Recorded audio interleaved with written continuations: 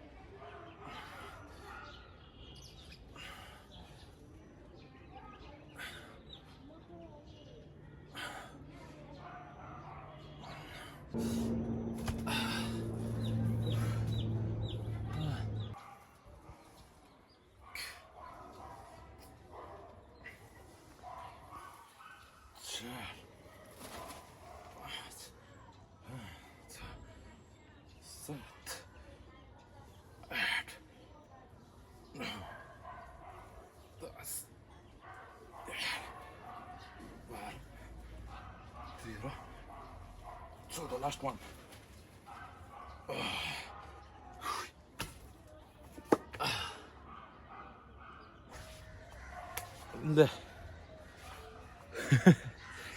के हो खान आउँछ त भन।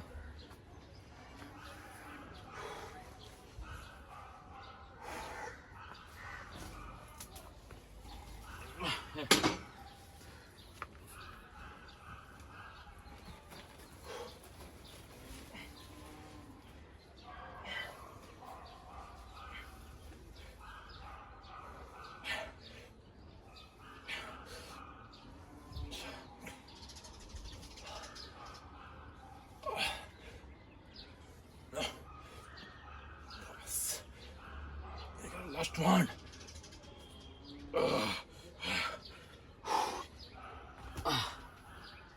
Oh.